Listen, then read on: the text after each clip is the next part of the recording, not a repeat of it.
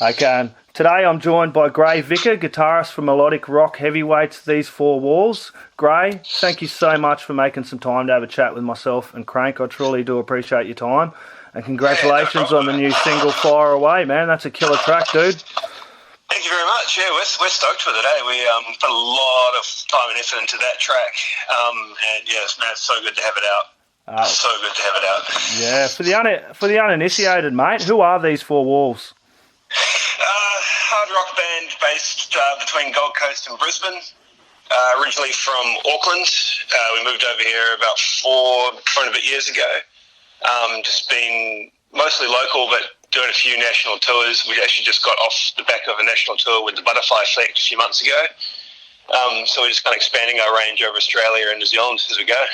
Nice. So it kind of sounds like Australia's kept up the fine tradition of poaching talented New Zealand artists like yourself and claiming them as their own, eh? 100%. Well, we've actually got an Australian in the band now as well, so we're integrating faster than normal. Awesome. You mentioned the Butterfly Effect tour, dude. What was that like? That was killer, man. It was so good. We've known those guys for a long time. We actually toured with them quite a while ago back in New Zealand. And we just kind of stayed in touch with them, and especially with Clint through his other bands, like Thieves, as well. So we've had a really good relationship with those guys. Same with Hammers as well, who are on the tour with us. So it's like going out with you go on a tour with people you don't know, and it's really standoffish and awkward. But we knew everyone. We've known everyone for a long time, so it was just like going out with your mates and. It was a party. It was a party every night. It was a good time. It was a really good time. Some really wicked shows. Played a lot of venues that we've never been to before. Got to go to Perth for the first time, which was something that we've had on our list for a long, long time. So, man, no complaints. Man. It was just a fun, wicked tour. It's really good to see them boys back playing again. Oh, so good. So he's down southeast coast of Brisbane. So Gold Coast area, or? Who was that, sorry? Are you down the southeast coast of Queensland, you're saying you relocated to? Yeah, so some of the guys are in Goldie, I'm in Brisbane, and our bass player's in Sunny Coast. Nice. I'm from Redcliffe originally, so that's right beautiful part of the country. Kind of hard not to just moving over there. Yeah, look, it's so good over here. Like on top of the music scene and the people we've had a chance to meet, just actually living in this place and actually being around, like you're saying, this is part of the country. It's pretty phenomenal. Like, you can't ask for more. Exactly. When and how did you first start playing guitar, mate? When I was 11 years old, I went to see Green Day on their it was Insomniac tour with my old man and my brother, and we always had instruments floating around the house, but never took much of an interest in them. But after that gig, I was like, yeah, I'm gonna pick this thing up. So basically been playing ever since. Took lessons and then got bored with learning the theory and the actual mechanics of it all, and just wanted to make loud noise. So that's why I do now. That's cool. It's really cool. I hear a lot of dads taking their sons to their first shows and that, and really getting inspired, like yourself saying you went with your dad and that. That's really cool, man. That comes up a fair bit with these, eh? Yeah, the one thing I can definitely say about, because my brother's in the band as well, he plays drums, is that we were incredibly encouraged by our parents all the way through to play music and that sort of thing. And I've gone to tons of gigs with them, and I think my old man went to more big day outs than I did. So cool. I went to a lot as well. What was the first guitar you got, mate? Fender Squire. I had a little mess around acoustic, but the first proper guitar I had was a Squire Stratocaster. Black and white with a rosewood neck. This thing served me well in a little Samick amp that we still cart around as a little monitoring headphone amp. Yeah. That's cool. What guitars are you using now, Gray? Guitar-wise, I'm on a PRS Custom 22 and a Schecter Solo 6. We had an endorsement a while ago with Schecter, so we've got some guitars from them, but we've actually just started working with a guitar building company in New Zealand called Archetype. Yep. My guitar is a few weeks away from turning up, and Steve's been using his for the last year.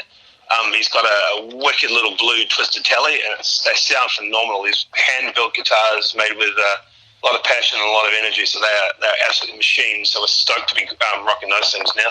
Oh, that's really cool, man. That's good, eh? That is good to hear. New Zealand, Australia working together. It's got a close bond.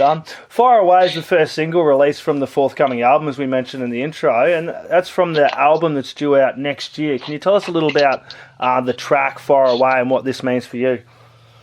Yeah, so we actually started working on a concept record a few years ago, about 3 years ago, I think. We had an idea called Meteor that we're working with, and the idea of it was, let's write a record that kind of captures a moment in time, 7 days from the destruction of Earth with a meteor bearing down on us.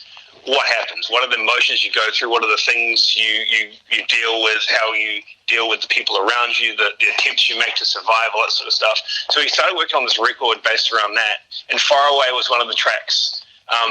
Just kind of about the desperation to overcome, the impossible and that sort of thing. And ultimately the project was scrapped because it just didn't really work that well. As a creative entity as we are, working inside of a box like that just didn't really work. We're not the kind of band who can really sit down and narrow ourselves into a concept. Yep. So we got rid of that project, but a couple of the songs stuck around. So Far Away is one that stuck around. There's another track on there, which we're currently calling Arcade, but it's going to have another name when we release the record.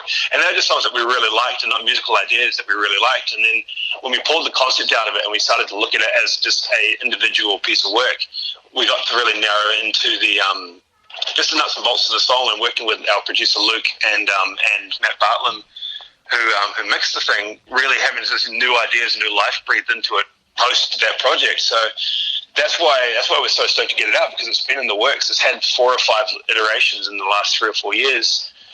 So we're stoked to get it out, and then with the actual record itself, it's very much I guess an indicator of what's to come. There's a lot of heavy stuff on the new record. There's a lot of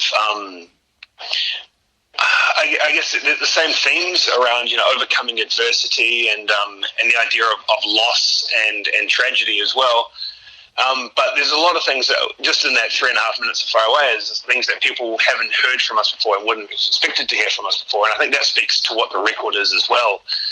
There's a lot of stuff on it that people won't expect, and that's what we're really happy with. Yeah, I'm really looking forward to it. I'm not sure if you can mention yet, but roughly when can we be looking forward to this album? And have you got a name yet? Can you mention much, or probably one not? One of the things about us is we're absolutely terrible at making decisions. Yep. So we've still got all the working titles on the songs because half of them don't have real names yet. We haven't even got the running order yet.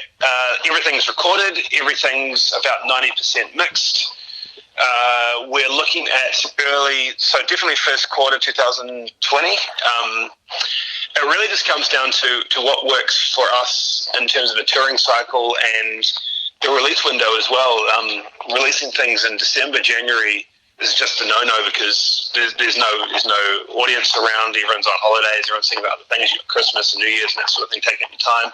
And then at the back end of January and February, there's just this rush to release everything. So all the internationals start dropping stuff as well. So we've just got to think about how we can maintain visibility amongst all of that as well. So we're still working on the dates. We're still working with Collision Course at the moment, who's been doing our last few releases, and then they're really helpful and giving us some really good insight on what's the best way to do. So we're still throwing around a few ideas, but if it's not out by quarter 1, I'll be very, very disappointed. Yep, no, I'm really looking forward to it, And like you said, it's about getting that proper coverage these days, and it's hard because everything's so digitally minded, and people don't realise, like guys like yourself, like you guys have been working on this album for a number of years now, and you've worked this hard to bring it out, and then it goes out in the digital cycle, but people really got to reach into their wallets and support guys like you, because buying the music, getting the merch, getting along to shows is supporting you guys. Bust your butts and bring out these great albums, Yeah, and the last thing we want to do is just release it into a void as well. Yeah. And like we've fallen into traps before with our single release. We build up to it for a few months. We get really excited and we release it, and then 2 days later, everyone's like, "Oh, what happened?" Yeah. So we've just got to make sure we do it properly. And and the key to that is just not rushing it out. But it's almost ready to go. In fact, I've got the whole record on my phone that I was listening to the other day. So it's pretty much done. We just got to make sure we get it out at the right time. Yep, okay, cool. So we have a single release party for the Far Away. Can you tell us a little bit about that show? That's up in Brisbane at Woolly Mammoth, isn't it? Yeah. So we like to play some pretty long sets, something that we kind of picked up when we were still in New Zealand, doing like hour and a half, 2 hour long headline sets. So that's what we're kind of doing with this one as well. So we've got one support act. We've got this band called Gutterfire from Brisbane, a killer band, good bunch of dudes. So they're going to come on, do a nice long opening set, and then we're going to come out for an hour and a half and just kind of do what we do. Nice loud noise, big energy, bit of production. It's going to be rad, man. It's going to be rad, but it's more just a celebration because we haven't really done a lot of headline shows this year. Yep. We've been really trapped in the studio and you know, doing our tours like I said with Butters and that. So this is our first headline show for some time. So we're just excited to actually kind of dust off that long set as opposed to doing the 30 minutes we have been doing with other shows. Yep, and share some of that new stuff with the fans, eh? Yeah, man. There's a bunch of the new tracks on there that people have never heard before. So one of the things we did when we did our first record, Downfalls and Empire, was really cool. The day before we went to the studio, we did a show and just played the whole thing start to finish. And that was just a road test of all these tracks that no one had ever heard, and kind of got an idea of where we were going. So this is what we're trying to road test with these ones as well. Is like 6 new tracks in the set that people won't have heard, or may have heard iterations of at other shows. But this will be them. This is what this record's going to be like. Here it is. And hopefully get people excited about some of these songs. Sounds really great. Sounds like an amazing night.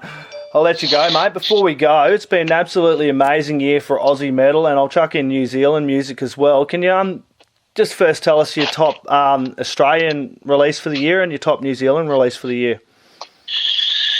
Ooh, that's a tough one. You put me on the spot here. Yeah, sorry, mate.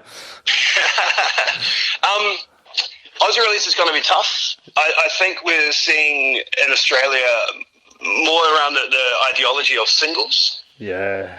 Rather than albums. A lot of bands are really pushing singles or EPs. We're not actually getting that many full albums out at the moment. Yeah.